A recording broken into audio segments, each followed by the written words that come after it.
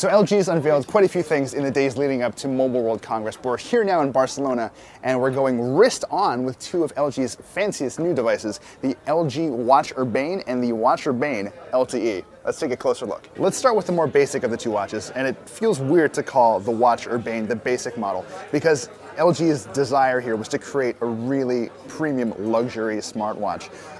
It does run Android Wear, and in many ways it's just an upgraded version of the LG G Watch R. It does have the same 1.3-inch plastic OLED display, the round display obviously, and also the same 512 megabytes of RAM and the Snapdragon 400 taking away inside. The battery is the same as well, which will still get you about over a day of use, but obviously that's going to depend on your own usage. The big difference is obviously going to be the fit and finish of this body. This body is made of stainless steel. We've got the gold finish here. There will be a silver one as well, and the whole thing is set off really rather nicely by this stitched leather strap. All things considered, if you're familiar with the G Watch R and you liked what that brought to the table, but are sort of itching for something a bit more premium, this is something for you definitely to look into. Moving right along, we're taking a look now at the LG Watch Urbane LTE, and first things first, it does feel quite a bit different on the wrist. We do have a thicker plastic strap here. This is I'm told, the production strap that's going to ship when this launches in Korea very shortly, and it does make the thing feel a bit stiffer and more Microsoft band-like, which isn't necessarily a good thing.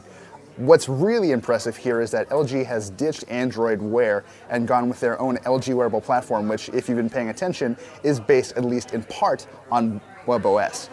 So we've got the standard watch face here. If we hit this button, that'll take us into your sort of notifications and your calendar.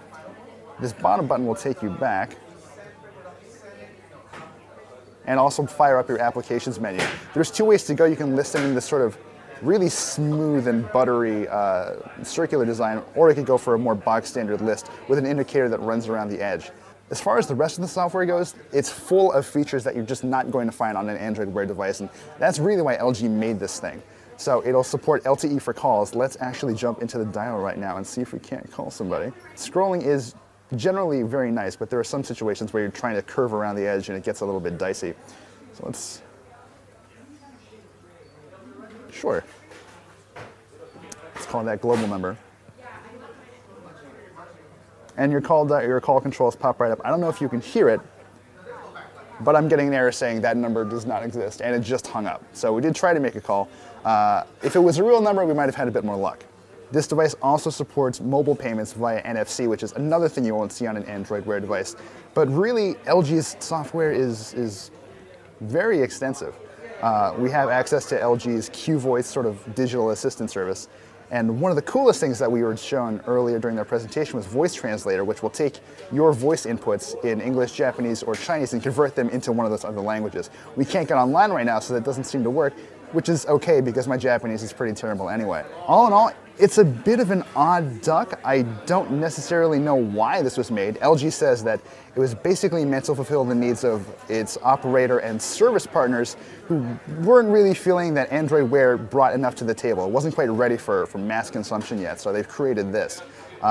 It is very impressive, and I'm looking forward to playing with a final model. I'm kind of hoping that they actually swap out the bands too, because this is getting a bit cumbersome. But all told, it's a pretty impressive device, and we can't wait until we can show you some more. Both devices are going to support LTE category 6 speeds where those are available, and you'll have 3 options in terms of memory to choose from: a 32, a 64, and a 128.